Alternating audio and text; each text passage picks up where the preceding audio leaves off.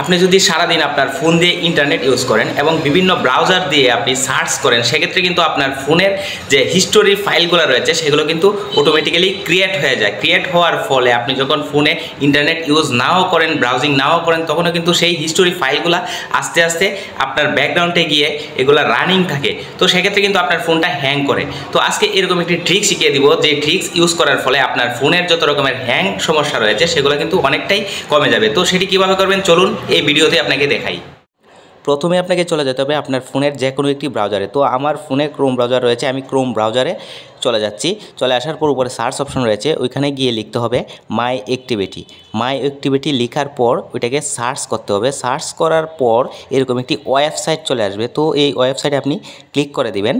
Click করার পর আপনার সামনে এরকম ইন্টারফেস শো করবে। তো একটু নিচে গেলেই দেখতে পাবেন যে এরকম ইন্টারফেস শো করছে, এটাকে ডিসমিস করে দিবেন। তারপর দেখতে পাবেন ডিলেট নামের একটি অপশন রয়েছে, তো ওইখানে আপনি ক্লিক করে দিবেন।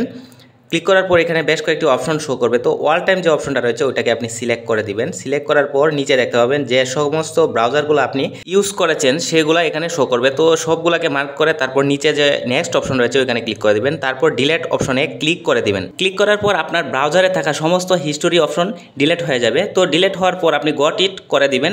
এরপর থেকে আপনার ফোন অনেকটাই ফাস্ট হয়ে যাবে। তো এভাবে চাইলে আপনি আপনার ব্রাউজারের সমস্ত হিস্টোরি ডিলেট করে দিতে পারেন। ধন্যবাদ।